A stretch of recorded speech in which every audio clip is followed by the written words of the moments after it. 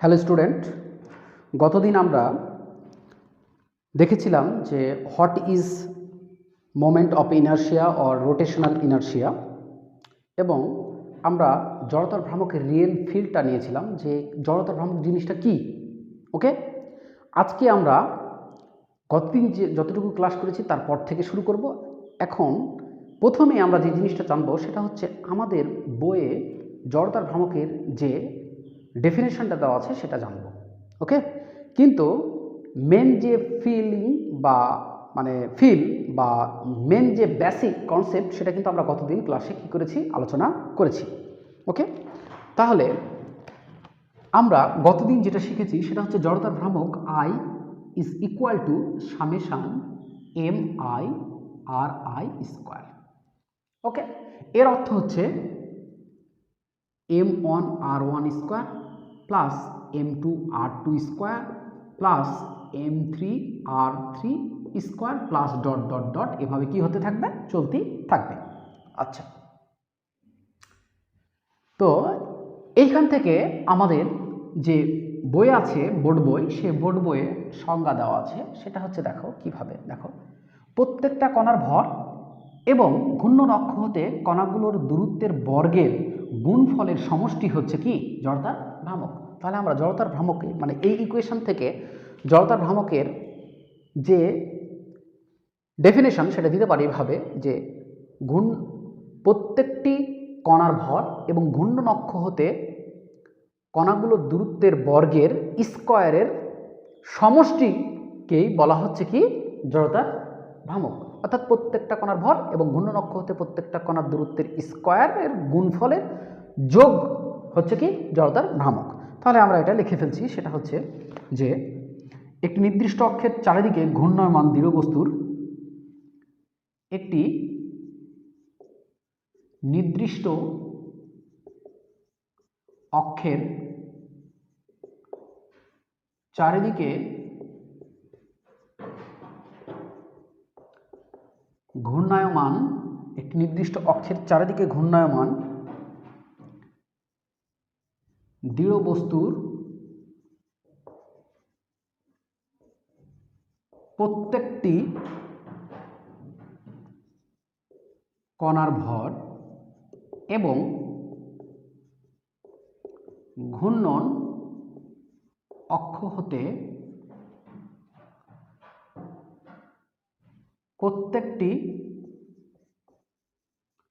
প্রত্যেকটি কণার দূরত্বের বর্গের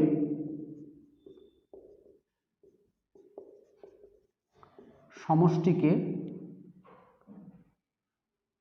প্রত্যেকটি কণার দূরত্বের বর্গের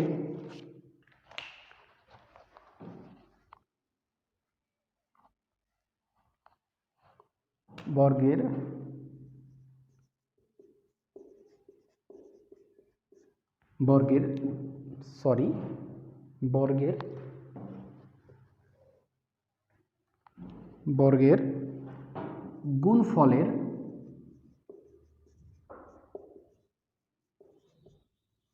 সমষ্টিকে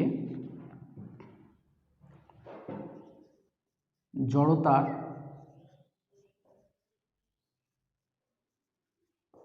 ভ্রামক বলে। ওকে, তাহলে আমরা আমাদের যে গুড ফিলিং সেটা গত ক্লাসে নিয়েছি, আর আজকে ওইখান থেকে আমাদের বইয়ে যে সংজ্ঞাটা দেওয়া আছে সেই সংজ্ঞাটা শিখে ফেলব।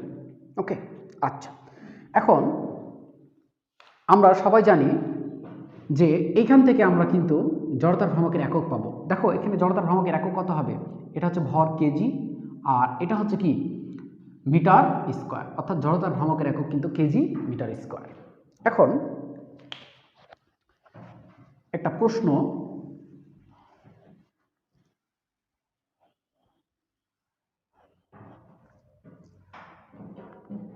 কোশ্চেন, সেটা হচ্ছে কোনো অক্ষ সাপেক্ষে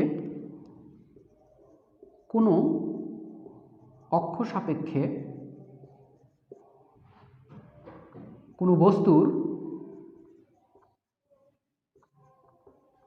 জড়তার ভ্রামক 50 কেজি মিটার স্কয়ার বলতে কি বোঝো? তাহলে কোনো অক্ষ সাপেক্ষে কোনো বস্তু জড়তার ভ্রামক 50 কেজি পার মিটার স্কয়ার বলতে কি বোঝো? তা আমরা জানি জড়তার ভ্রামকের সংজ্ঞা দিলাম, আমরা যে সংজ্ঞাটা দিয়েছি আর গতদিন যে বেসিকটা শিখেছিলাম একই, অর্থাৎ জড়তার ভ্রামক বোঝাচ্ছে এটাই যে ঘূর্ণন অক্ষ থেকে তার ভরগুলো কিভাবে ডিস্ট্রিবিউটেড আছে। ওকে, তাহলে আমরা দেখো কোনো অক্ষ সাপেক্ষে কোনো বস্তু জড়তার ভ্রামক 50 KG per meter second meter square বলতে কি বুঝো? এটা এভাবে বলতে পারি যে ঘূর্ণন অক্ষ, আমি জাস্ট লিখছি যে কোনো অক্ষ সাপেক্ষে কোনো বস্তু জড়তার ভ্রামক এত বলতে বুঝাই, তারপরে লিখতেছি আমি ঘূর্ণন অক্ষ হতে প্রত্যেকটি কণার ভর এবং ঘূর্ণন অক্ষ হতে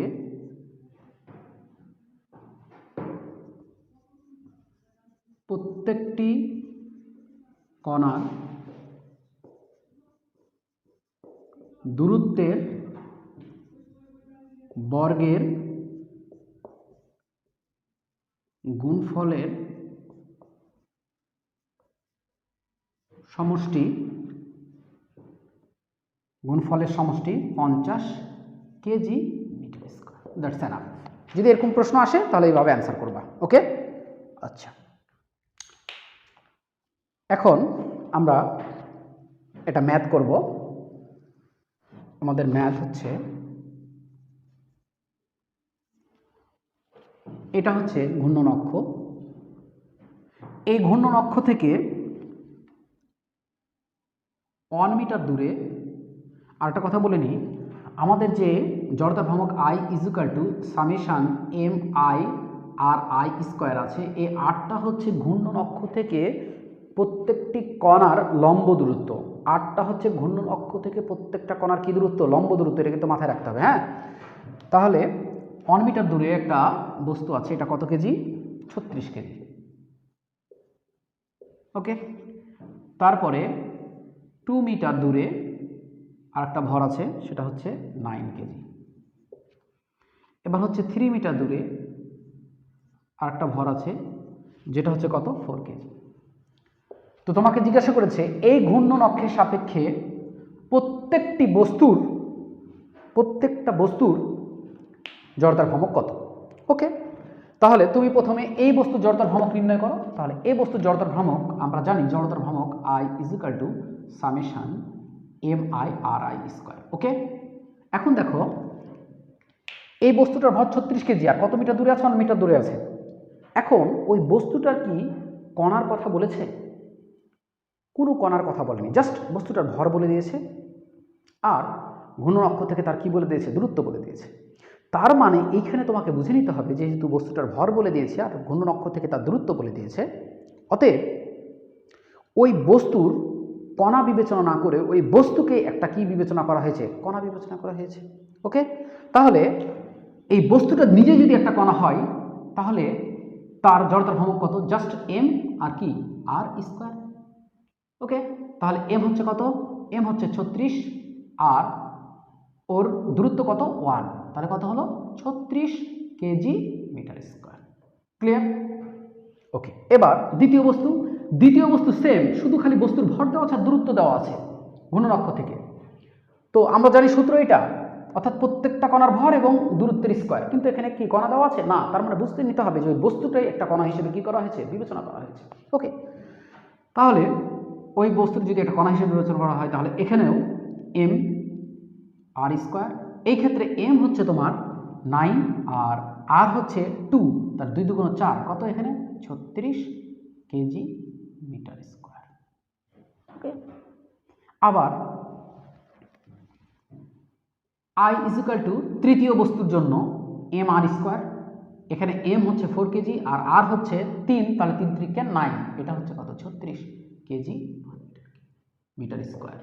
ওকে, তার মানে তিনটা বস্তুর ক্ষেত্রে এই অক্ষের সাপেক্ষে জড়তার ভ্রামক কিন্তু কি? সেম।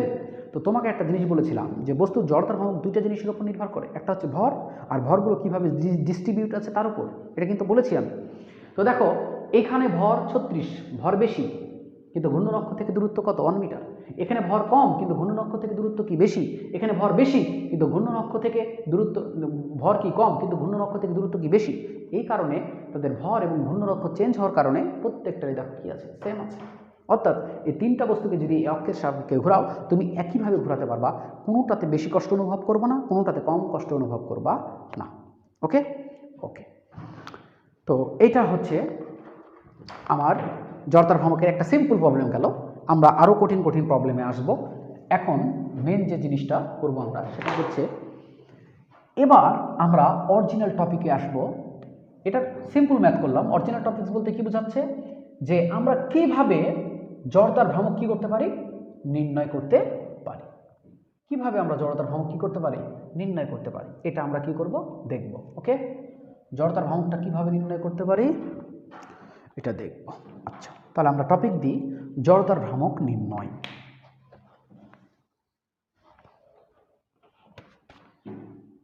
জড়তার ভ্রামক নির্ণয়, ইংলিশ হচ্ছে calculating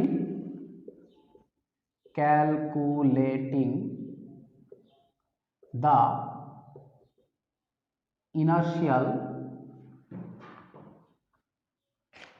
rotational inertia, the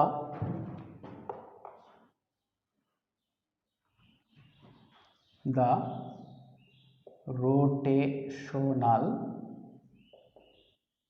inertia. ওকে, এটা জড়তার ভ্রামক নির্ণয়ের যে টপিকটা এখন বলতেছি এটা ক্লিয়ার কনসেপ্টে বোঝার চেষ্টা করবা, খুবই ইম্পর্টেন্ট একটা টপিক। ঠিক আছে, সেটা হচ্ছে আমি লিখছি, দেখো আমি প্রথমে আগে বলে নিই তারপর তখন লিখতেছি। যদি একটি দৃঢ় সিস্টেমের, ভালো করে শোনো, যদি একটা দৃঢ় সিস্টেমে মানে দৃঢ় সিস্টেম বিচ্ছিন্ন কণা দ্বারা কি হয়, গঠিত হয়। পরে বোঝাচ্ছি বিচ্ছিন্ন জিনিসটা কি। কি বললাম, যদি একটি দৃঢ় বস্তু কয়েকটি বিচ্ছিন্ন কণা দ্বারা গঠিত হয়, একটা দৃঢ় বস্তু কিন্তু কয়েকটা বিচ্ছিন্ন কণা দ্বারা যদি গঠিত হয়, তাহলে ওই সিস্টেমের জড়তার ভ্রামক আমরা directly I is equal to summation MIRI square এটা দ্বারা কি করতে পারবো, নির্ণয় করতে পারবো। ওকে, আবারও বলছি, একটি দৃঢ় সিস্টেম যদি কয়েকটি বিচ্ছিন্ন কণা দ্বারা গঠিত হয়, কয়েকটি বিচ্ছিন্ন কণা দ্বারা গঠিত হয়, তাহলে ওই সিস্টেমের জড়তার ভ্রামক directly I is equal to summation MIRI square, যে ইকুয়েশনটা আমরা শিখেছি এখন পর্যন্ত, সেই ইকুয়েশন দিয়েই কি করতে পারবো, জড়তার ভ্রামক ওই সিস্টেমের নির্ণয় করতে পারবো। ওকে, তাহলে আসো আমরা কথা লিখে নিই এটা, যে যদি একটি দৃঢ় সিস্টেম, একটি দৃঢ় system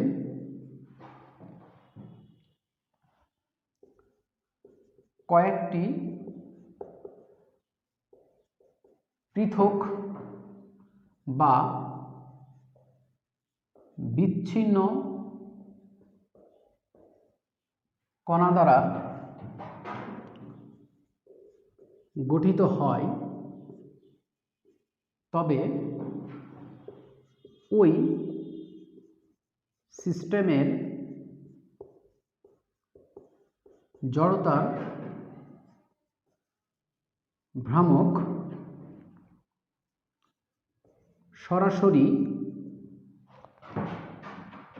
I is equal to summation MIRI square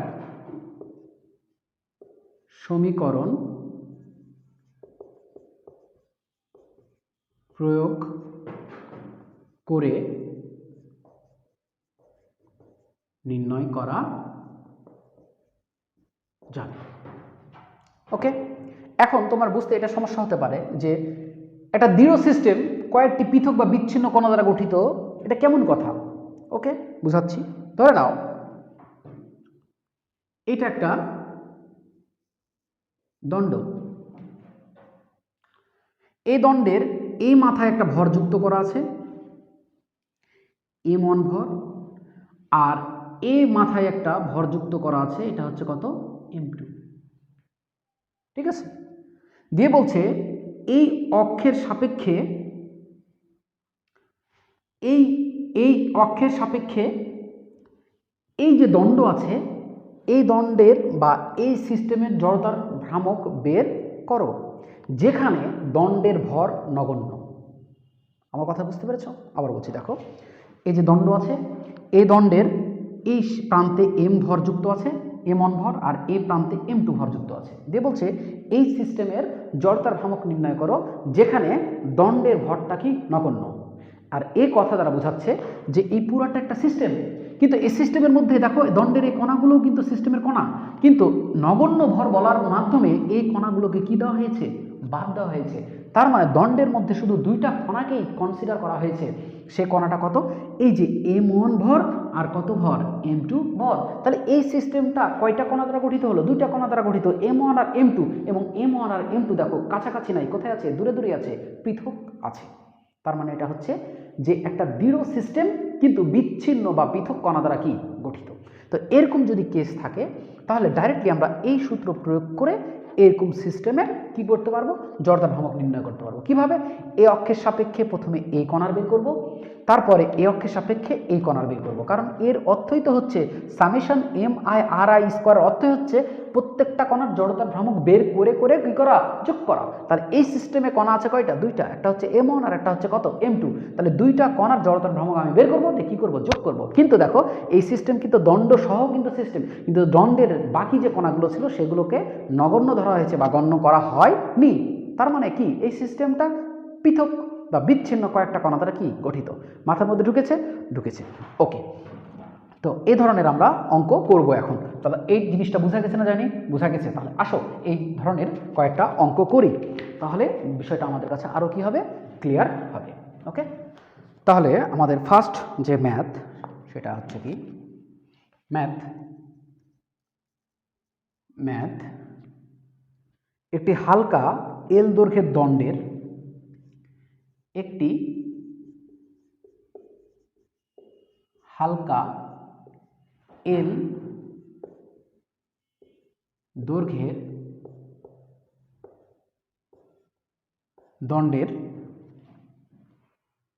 দণ্ডের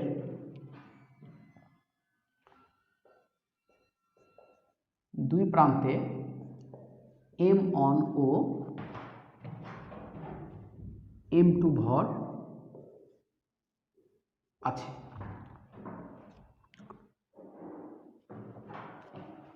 দণ্ডের দৈর্ঘ্যের মধ্য বিন্দু দিয়ে অতিক্রান্ত অক্ষের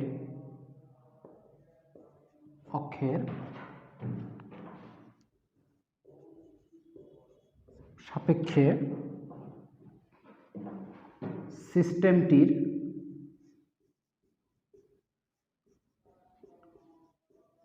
জড়তার ভ্রামক নির্ণয় করো। ওকে, তাহলে আমরা ঝটপট এঁকে ফেলে চিত্রটা। এটা হচ্ছে আমার দণ্ড, এই দণ্ডের এদিকে ভর আছে কত? 1 m1, এদিকে ভর আছে কত? 2 m2। ওকে, মধ্য এটা হচ্ছে দৈর্ঘ্য কত?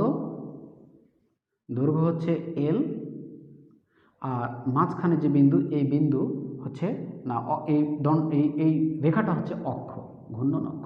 ওকে, তাহলে এটা দেখো বলে দিয়েছে যে এই দণ্ডটা হালকা, তার মানে এই দণ্ডের কোনো বিন্দুকে কি করা হয়নি? গণ্য করা হয়নি। শুধুমাত্র লাস্টের বিন্দু আর ফার্স্টের বিন্দুটাকে কি করা হয়েছে? গণ্য করা হয়েছে।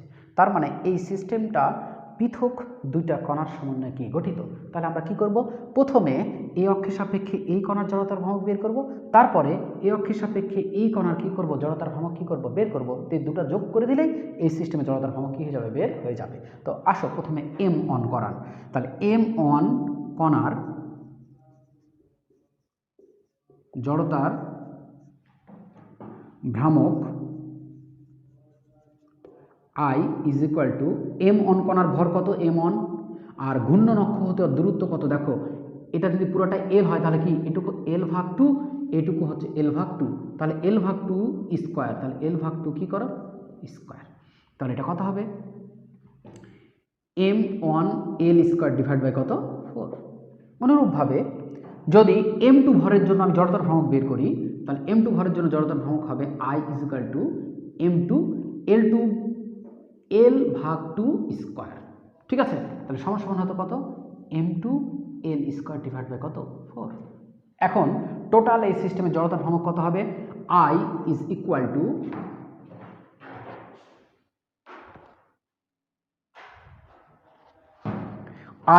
ইকুয়াল টু এটা I1 দিলাম আর এটা হচ্ছে I2 দিলাম, তাহলে I1 প্লাস কত, I2, তার মানে কত, M1 L square divide by 4 plus M2 L square divide by 4। Okay, তাহলে এটা সমান কত হবে, যা হবে তাই অ্যান্সার, আমি কমন আর নেইনি। ওকে, তাহলে এটা হচ্ছে আমার একটা ম্যাথ। খেয়াল রাখবা, যদি দেখো যে কোনো সিস্টেম বিচ্ছিন্ন কতগুলো কণার সমানে গঠিত, তাহলে প্রত্যেক ঘূর্ণন অক্ষ থেকে প্রত্যেকটা কণার জড়তার ভ্রামক বের করবা, দিয়ে কী করে দেবা, যোগ করে দেবা, শেষ অ্যান্সার। ওকে, আচ্ছা, এটা দ্বারা আমি ওটাই বোঝাতে চাচ্ছি। এবার আরেকটা ম্যাথ, সেটা হচ্ছে যে আমরা যে ম্যাথটা করলাম ওটা যদি এরকম হতো, দেখো তো এরকম যদি হতো, মানে দণ্ড, এটা দণ্ডের এই দিকে ভর আছে M1, এদিকে ভর আছে কত, M2, আর দণ্ডটা হালকা, তো অক্ষটা এখন এইখানে আছে। তাহলে বলো তো এই অক্ষের সাপেক্ষে এই সিস্টেমে জড়তার ভ্রামক কত। দেখো একটা করে কণা হিসাব করো, প্রথমে এই কণার, তাহলে এই কণার জড়তার ভ্রামক এটা হচ্ছে এখান থেকে এখানে ডিস্টেন্স L, কারণ দণ্ডের দৈর্ঘ্য L। তাহলে এখন ঘূর্ণন অক্ষটা এই জায়গাতে, তাহলে এই জায়গাটা ঘূর্ণন অক্ষ, এখন এই অক্ষের সাপেক্ষে এই সিস্টেমে জড়তার ভ্রামক আমি নির্ণয় করব। তো এই সিস্টেমে কয়টা ভর আছে, দুইটা, একটা হচ্ছে M1 আর একটা হচ্ছে M2। তাহলে M1 আর M2 যদি জড়তার ভ্রামক বের করে যোগ করে দিতে পারি, তাহলে এই সিস্টেমের জড়তার ভ্রামক পাবো কার সাপেক্ষে, এই অক্ষের সাপেক্ষে। তো এই অক্ষের সাপেক্ষে M1 কণার জড়তার ভ্রামক I ইজ ইকুয়াল টু ভর M1 আর ঘূর্ণন অক্ষ হতে দূরত্ব কত, L স্কোয়ার। ওকে, এটা I1 দিলাম। এখন M2 কণার জন্য জড়তার ভ্রামক হচ্ছে কি, ভর M2, আর বলতো ঘূর্ণন অক্ষ থেকে ওই কণার দূরত্ব কত, 0, তার মানে এখানে কত হবে, 0 স্কোয়ার, তার মানে কি 0।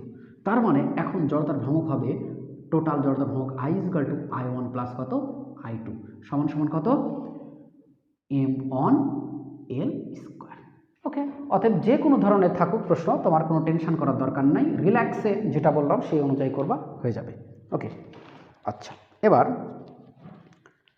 আর একটা ম্যাথ করবো এখন আমরা।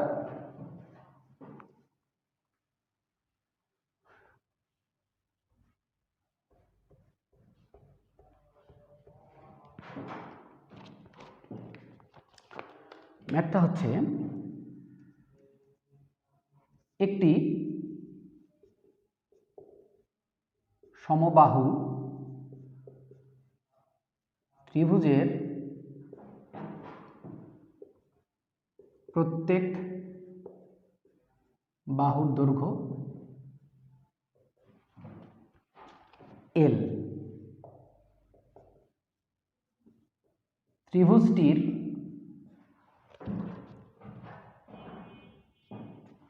তিন শীর্ষ বিন্দুতে M ভর আছে। সিস্টেমটির জড়তার ভ্রামক কত, চিত্র দিয়ে দিয়েছে এরকম।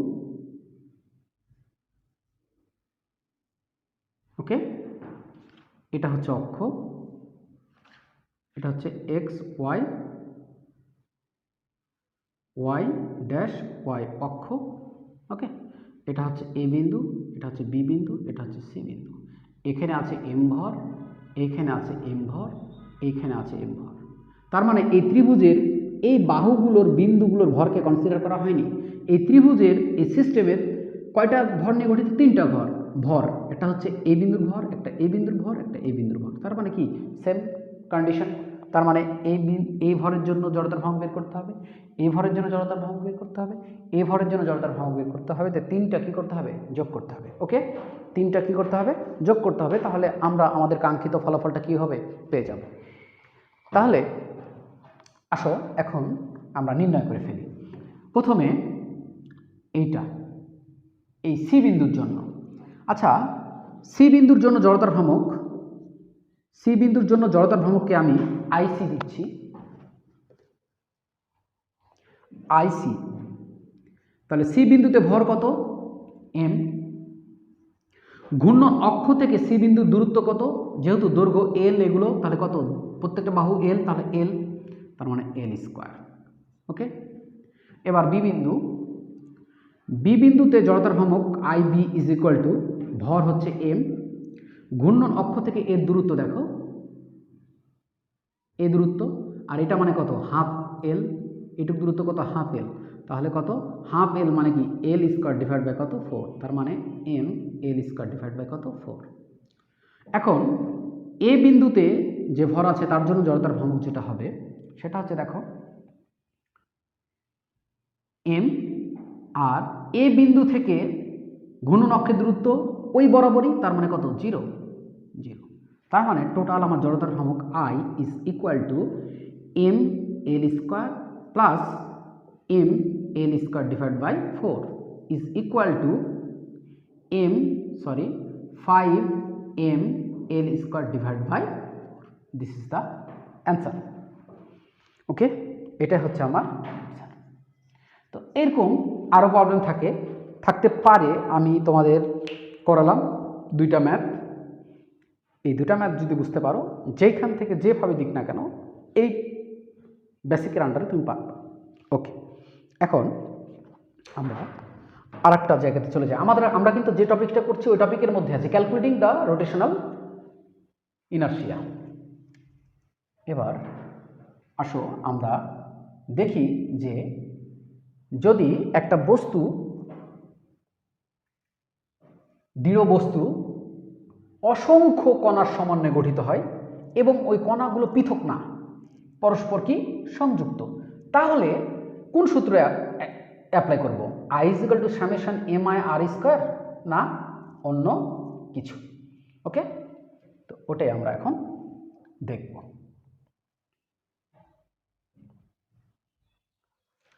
ওকে, এবার একটা দৃঢ় বস্তু অসংখ্য কণার সমন্বয়ে গঠিত এবং এই কণাগুলো পরস্পর বিচ্ছিন্ন না, পরস্পর সংযুক্ত। অর্থাৎ কোনো দৃঢ় বস্তু যখন অসংখ্য কণার সমন্বয়ে গঠিত হয় এবং তারা পরস্পর সংযুক্ত থাকে, মানে কোনো কণাকে বাদ দেওয়া হয়নি যে এখানে ভর নগণ্য এটা বাদ দিলাম, এরকম না। ঠিক আছে, অর্থাৎ একটা দৃঢ় বস্তু নিয়েছি যেটা প্রত্যেকটা কণার সমন্বয়ে গঠিত। তার মানে প্রত্যেকটা কণার ভরকে আমি কি করেছি? কনসিডার করেছি। প্রত্যেকটা কণার সময় গঠিত এবং যেহেতু প্রত্যেকটা কণার ভরকে কনসিডার করেছি, তার মানে প্রত্যেকটা কণা পাশাপাশি থাকবে, তার মানে প্রত্যেকটা কণা কি থাকবে? সংযুক্ত থাকবে। এরকম যদি বডি হয় তাহলে ওই বডির জড়তার ভ্রামক বা ওই বস্তুর জড়তার ভ্রামক আমি কীভাবে বের করব সেটা এখন আমরা দেখব। ওকে, তো এই ধরনের বডিকে, কোন ধরনের বডি? যে দৃঢ় বস্তু অসংখ্য কণার সমন্বয়ে গঠিত এবং ওই কণাগুলো পরস্পরের সাথে কি সংযুক্ত, এরকম বডিকে বলা হয় কন্টিনিউয়াস বডি। এটা মাথার মধ্যে রেখো, কন্টিনিউয়াস বডি। ওকে, তো ওরকম হলে কি করব সেটা আমরা দেখতেছি। হ্যাঁ, লেখো, যদি দৃঢ় বস্তু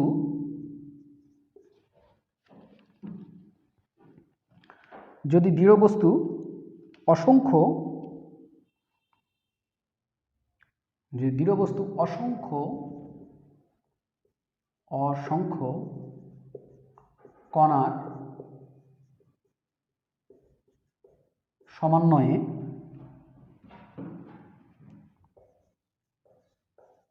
গঠিত হয়, তবে অসংখ্য কণার সমন্বয়ে গঠিত যদি হয়, তার মানে এই ধরনের বস্তুকে বলা হয় কিন্তু কি কন্টিনিউয়াস বডি। এটা মনে রেখো, মাথার মধ্যে রেখো। যদি দৃঢ় বস্তু অসংখ্য কণার সমন্বয়ে গঠিত হয়, তবে I is equal to summation MIRI square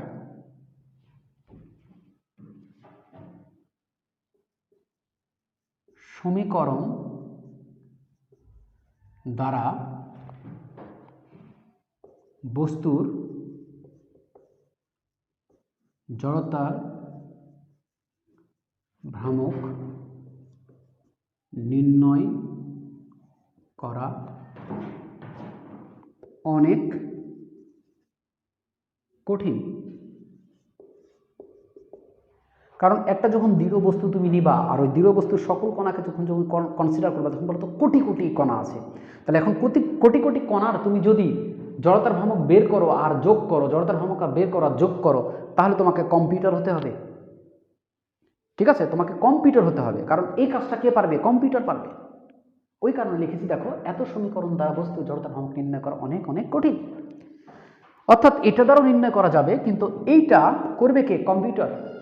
অর্থাৎ কম্পিউটারে এরকম সেট আপ যদি দেওয়া থাকে আর তুমি কণার সংখ্যা বলে দিতে পারো, তাহলে সে গণনা করে তোমাকে কি করতে পারবে? জানাতে পারবে। কিন্তু তুমি নিজে পারবা না, ইম্পসিবল। কারণ একটা দৃঢ় বস্তুতে অসংখ্য কোটি কোটি কণা আছে। এখন কোটি কোটি কণার তুমি যদি বের করে করতে চাও, তাহলে তোমার অনেক সময় লাগবে, তুমি তোমার জীবনে নাও পারতে পারো।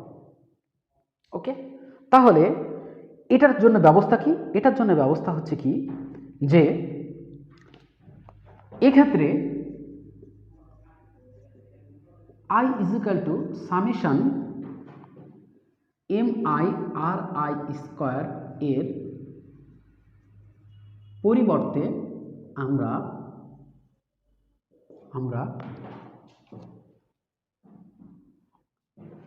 I is equal to integration R square dm সমীকরণ ব্যবহার করে দৃঢ় বস্তুর জড়তার ভ্রামক নির্ণয় করতে পারি। অর্থাৎ এখন থেকে যখন আমরা কোনো কন্টিনিউয়াস বডি দেখব বা কোনো দৃঢ় বস্তু দেখব যে অসংখ্য কণার সমন্বয়ে গঠিত, তখন আমরা অবশ্যই এই ফর্মুলাটা ইউজ করব, সেটা হচ্ছে I is equal to integration R square dl। আর যখন দেখব একটা সিস্টেম বা বস্তু পৃথক কয়েকটা কণা দ্বারা গঠিত শুধুমাত্র, তখন আমরা ইউজ করব I is equal to summation MIR square. Clear? Okay, এখন এইখানে dmটা কি আর কি, এটা এখন আমরা ভালোভাবে কি করে নিই, জেনে নিই, যেটা মোস্ট ইম্পর্টেন্ট। তাহলে এই সমীকরণ কখন ইউজ করব আমাদের জানা হয়ে গেছে। এখানে ডিএমটা হচ্ছে দৃঢ় বস্তুর ক্ষুদ্র ভর, অর্থাৎ ক্ষুদ্র ভর। দৃঢ় বস্তুর কি ভর? ক্ষুদ্র ভর। আর আর হচ্ছে ঘূর্ণন অক্ষ হতে ক্ষুদ্র ভরের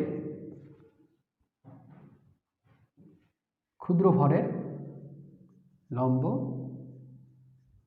দূরত্ব। ঠিক আছে, এখন কোনো দৃঢ় বস্তুর ক্ষুদ্র ভর তুমি নিবা, নেওয়ার পর ঘূর্ণন অক্ষ হতে ওর দূরত্ব নিবা, নিয়ে ওই ক্ষুদ্র ভরের বা ক্ষুদ্র অংশের জড়তার ভ্রামক বের করে উপযুক্ত, ভালো করে শোনো, উপযুক্ত সীমা দ্বারা ইন্টিগ্রেট করবা বা সমাকলন করবা। এমন সীমা, মানে উপযুক্ত সীমা বলতে বোঝাচ্ছে সেই সীমা নিয়ে তুমি ইন্টিগ্রেট করবা, যে সীমা নিলে পুরা বস্তুটাই কি হবে? কাভার হবে, হোল বডি কাভার করবে। অর্থাৎ যে সীমা হোল বডি কাভার করবে সেই সীমাটা তুমি নিবা, নিয়ে ইন্টিগ্রেট করবা, দেখবা যে অ্যান্সারটা আসবে এটাই হচ্ছে ওই বস্তুর জড়তার ভ্রামক ওই নির্দিষ্ট অক্ষের সাপেক্ষে। ওকে, ওই নির্দিষ্ট অক্ষের সাপেক্ষে। এখন কিছু কথা আমি এখানে বলে নিই, ভালো করে শুনে নাও, নোট ডাউন করে নিবা। সেটা হচ্ছে ডিএম হচ্ছে দৃঢ় বস্তুর ক্ষুদ্র ভর। এখন তুমি যে কোনো অংশই নিয়ে নিবা এটা কিন্তু পারবা না। যে কোনো অংশকে তুমি মানে একটা বস্তু আছে, ওই বস্তুর তুমি জড়তার ভর বের করতে চাচ্ছ। এখন যে কোনো ক্ষুদ্র অংশ তুমি নিয়ে নিবা, দিয়ে তুমি অঙ্ক করবা, পসিবল হবে না। কেন হবে না তোমাকে এখন বলছি। এটা হচ্ছে তুমি যে ক্ষুদ্র অংশ নিবা, যে ক্ষুদ্র ভরটুকু নিবা, ঘূর্ণন অক্ষ হতে ওই ক্ষুদ্র ভরের প্রত্যেকটা বিন্দুর লম্ব দূরত্ব প্রায় কাছাকাছি হতে হবে। এটা মোস্ট ইম্পর্টেন্ট কথা। আবারও বলছি, তুমি ক্ষুদ্র ভর নিবা না, আর ঘূর্ণন অক্ষ হতে ওই ক্ষুদ্র ভরের লম্ব দূরত্ব নিবা। তো এখানে বলা হয়েছে কি, তুমি যে ক্ষুদ্র ভরটুকু নিবা, তো ওই ক্ষুদ্র ভরের মধ্যে যে কণাগুলো থাকবে, সেই কণাগুলোর ঘূর্ণন অক্ষ থেকে যে লম্ব দূরত্ব সেটা প্রায় সেম হতে হবে। একটু কম বেশি হবে, কিন্তু অনেক কম বেশি হওয়া যাবে না। এটা আমি যখন করবো তখন বুঝবো যে অল্প কম বেশি হবে, কিন্তু অনেক কম বেশি হবে না। অর্থাৎ এই জিনিসটা তুমি যদি বুঝতে পারো, তাহলে তুমি বুঝতে পারবা যে কোনটুকু অংশকে তুমি ক্ষুদ্র অংশ হিসাবে ধরবা। ওকে, কোনটুকু অংশকে তুমি ক্ষুদ্র হিসাবে ধরতে পারবা। আমার এই কথাটা যদি তুমি বুঝে থাকো, আবার আমি ভালোভাবে এক্সপ্লেন করছি, ভালো করে শুনে নাও। মোস্ট ইম্পর্টেন্ট সেটা হচ্ছে, তুমি কোনো দৃঢ় বস্তুর ক্ষুদ্র ভর নিবা, মানে ক্ষুদ্র অংশের ভর নিবা। তো যে ক্ষুদ্র অংশের ভর নিবা, তো ওই ক্ষুদ্র অংশটুকু এমনভাবে নিতে হবে যেন ঘূর্ণন অক্ষ থেকে ওই ক্ষুদ্র অংশের প্রত্যেকটা বিন্দুর লম্ব দূরত্ব প্রায় কাছাকাছি হয়। একটু কম বেশি হতে পারে, কিন্তু অনেক কম বেশি হবে না। ক্লিয়ার? ওকে, তাহলে আমরা ডিএমটা কিভাবে নিলাম বুঝে গেলাম। আর হচ্ছে ঘূর্ণন অক্ষ হতে এই যে ডিএম ভরের কি দূরত্ব, লম্ব দূরত্ব, শেষ। ওকে, কিন্তু ডিএমটা কিভাবে নিতে হবে, কোন লজিকে, সেটা মাথার মধ্যে আছে? ওকে, আছে। এখন হচ্ছে ডিএমটা যখন নিবা, তখন আরেকটা জিনিস খেয়াল করবা, সেটা হচ্ছে যদি দৈর্ঘ্যর মানে কোনো দৈর্ঘ্যের মনে করো জড়তার ভ্রামক নির্ণয় করতে বলবো, তাহলে ওর ক্ষুদ্র অংশ নিবা। তো ক্ষুদ্র অংশটা কি হবে? ক্ষুদ্র দৈর্ঘ্য। রিমাইন্ডেড, ক্ষুদ্র অংশটা হবে কি? ক্ষুদ্র দৈর্ঘ্য। আবার যখন তুমি কোনো সিলিন্ডারের জড়তার ভ্রামক বের করবা, তখন সিলিন্ডারের ক্ষুদ্র ভরের জড়তার ভ্রামক নির্ণয় করবা না, তো ওই ক্ষুদ্র ভরটুকু হবে কি? ক্ষুদ্র সিলিন্ডারের। ওকে, আবার যখন তুমি কোনো বৃত্তাকার চাকতির জড়তার ভ্রামক নির্ণয় করবা, তখন ক্ষুদ্র ভরটা হবে বৃত্তাকার কি? চাকতি। ওকে, তুমি যখন কোনো গোলকের জড়তার ভ্রামক বের করবা, তখন ক্ষুদ্রাকার ভরটা বা ক্ষুদ্রাকার অংশটা হবে ক্ষুদ্র গোলক। ঠিক আছে? অর্থাৎ ডিএম ক্ষুদ্র অংশটা হবে যেটা, যে জিনিসটা নির্ণয় করছো তার ক্ষুদ্র। যে দৈর্ঘ্যের জন্য জড়তার ভ্রামক নির্ণয় করো, মানে কোনো দণ্ডের দৈর্ঘ্যের জড়তার ভ্রামক নির্ণয় করো, তাহলে ক্ষুদ্র দৈর্ঘ্য। যদি আয়তকার কোনো জিনিসের জড়তার ভ্রামক নির্ণয় করো, তাহলে ক্ষুদ্র দৈর্ঘ্যটা না ক্ষুদ্র ভরটা হবে আয়তকার, ক্ষুদ্রর মানে ক্ষুদ্র আয়তকারের ভর। আবার যদি কোনো বৃত্তের জড়তার ভ্রামক বের করো, তাহলে ওটা হবে ক্ষুদ্র বৃত্তের ভর। ওকে ওকে, আমি বলে দিয়েছি। তা আবার আমি রিমাইন্ড করছি, সেটা হচ্ছে ডিএমটা এমনভাবে নিতে হবে যেন ঘূর্ণন অক্ষ হতে ডিএম এর প্রত্যেকটা বিন্দুর লম্ব দূরত্ব প্রায় কাছাকাছি হয়।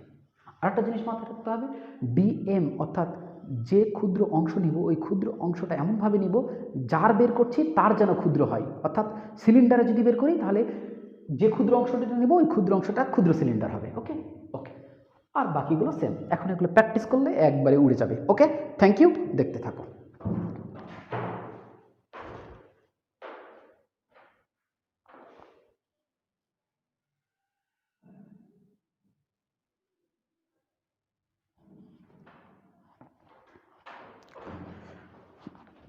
ওকে, আরেকটা বিষয় একটু যোগ করি, সেটা হচ্ছে সামনের দিন আমরা করব যে দৃঢ় বস্তুর এই সূত্র অ্যাপ্লাই করে বিভিন্ন দৃঢ় বস্তুর জড়তার ভ্রামক কীভাবে কী করা যায়, নির্ণয় করা যায়। ঠিক আছে? ওকে, থ্যাংক ইউ।